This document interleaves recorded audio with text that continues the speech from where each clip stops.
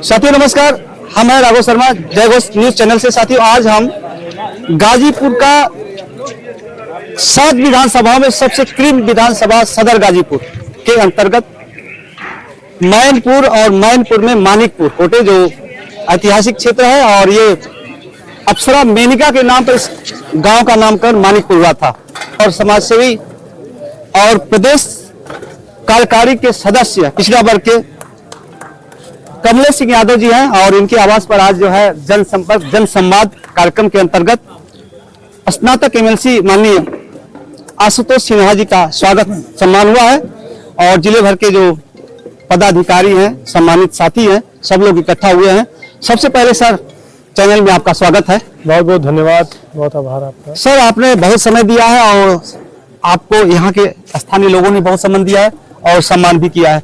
सबसे पहले सर ये बताएं कि आज जो प्रदेश की सरकार और केंद्र की सरकार सदन में जाकर के माननीय जो मंत्री विधायक या जो सांसद है उनका अपमान कर रही है। अभी जो गृह मंत्री आपके भारत के हैं उन्होंने कहा अंबेडकर अंबेडकर अंबेडकर अंबेडकर, क्या इनके जगह पर राम का नाम लेने से 7 जन्मों का पुण्य मिल जाता है? इसके बारे में आप क्या कहेंगे?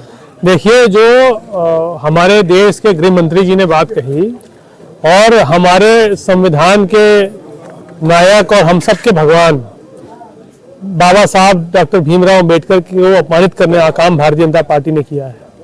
और इसलिए किया है क्योंकि वो पसंद नहीं करते, हम जो हमारे नेता आदरणीय अखिलेश यादव जी पीडीए समाज की बात करते हैं, पीडीए के लोगों को पसंद नहीं करते और इसीलिए वो बाबा साहब भीमराव अंबेडकर का अपमान उन्होंने किया। और वो लोकतंत्र बदलना चाहते थे, संविधान बदलना चाहते थे और संविधान बनाने का काम बाबा साहब भीमराव अंबेडकर ने किया था, इसलिए भीमराव अंबेडकर जी को पचा नहीं पा रहे हैं। और जब मौका मिला सदन में तो हम लोगों ने सदन में भी अपने विधान परिषद में भी घेरने का काम किया सरकार को। और साथ ही साथ आपके चैनल के माध्यम से गृह मंत्री जी को भी कहना चाहते हैं कि आज जो गृह मंत्री हैं तो इस लोकतंत्र की वजह से हैं, संविधान की वजह से हैं और बाबा साहब भीमराव अंबेडकर की वजह से हैं। नहीं वैसे वो खुद कभी गृह मंत्री नहीं हो पाते।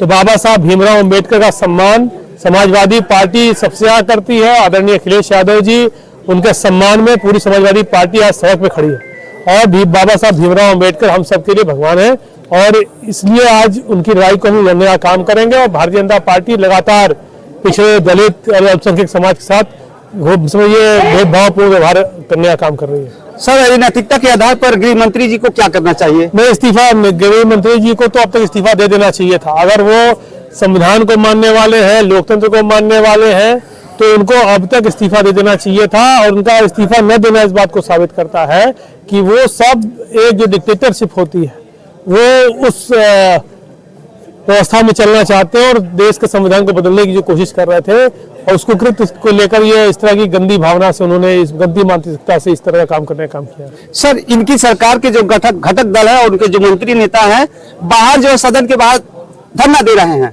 लेकिन इनके सिर पर जू नहीं रेग रहा है, इसके पीछे क्या है? फिर भी लोग इनके पीछे लगे हुए हैं। ये भारतीय जनता पार्टी के जो घटक दल हैं उनमें भी अब मुझको ऐसा लग रहा है कि बहुत जल्दी बिहार से शुरुआत हो जाएगी और जल्दी कहीं ना कहीं आपको देखने को मिलेगा कि सरकार भारतीय जनता पार्टी की देश में भी टूट जाएगी और देश में टूटेगी तो हो सकता है प्रदेश में भी न टूट जाए। जी, आने वाले चुनाव में सर बताइए क्या स्थिति रहेगी? मैं बता रहा हूं कि इसी चुनाव में अभी भी इनके विधायक इनसे खुश नहीं है। जो बाबा साहब भीमराव अंबेडकर का इन्होंने अपमान किया है उसको लेकर इनकी पार्टी में खुद विद्रोह है और पूरे देश में विद्रोह है। तो आज आने वाले समय में समाजवादी पार्टी और आदरणीय अखिलेश यादव जी की तरफ उत्तर प्रदेश की जनता आशा भरी निगाहों से देख रही है। चाहे गरीब हो, मजदूर हो, किसान हो, नौजवान हो, बुनकर हो, बेरोजगार हो, अधिवक्ता हो, शिक्षक हो, शिक्षा मित्र हो, वित्तविहीन शिक्षक हो, चाहे प्रबंधक हो विद्यालयों के सारे लोग, चाहे पत्रकार हो, आप सब लोग मुझे लग रहा है आदरणीय अखिलेश यादव जी तो आशा भरी निगाहों से देख रहे हैं और सरकार 2027 में हमारी बनने जा रही है। सर चलते चलते एक सवाल, वित्त विहीनों की बहुत पहले से मांग चल रही है। वित्त विहीन बेचारे आज जो है भूखमरी के कगार पर आ गए हैं। ये सरकार चाह रही है कि सबको प्राइवेट सेक्टर में किया जाए, तो आखिर प्राइवेट सेक्टर में काम कर रहे हैं वित्त विहीन वाले, तो इनको क्यों नहीं फोकस कर रही है सरकार? देखिए, जिस तरह से भारतीय जनता पार्टी का कुचक्र चल रहा है जी, वो सब लगातार पहले तो प्राइवेट करना चाह रहे हैं इसलिए कि देश से आरक्षण समाप्त हो जाए।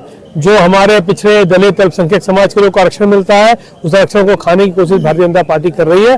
और रही बात वित्तविहीन शिक्षकों की, तो वित्तविहीन शिक्षकों के लिए लगातार उनको सम्मानजनक मानदेय जो आदरणीय अखिलेश यादव जी ने दिया था फिर से शुरू हो, उसकी लड़ाई भी हम लोग नया काम कर रहे हैं, और उनकी सेवा नियमावली बने इसकी लड़ाई भी हम लोग नया काम कर रहे हैं।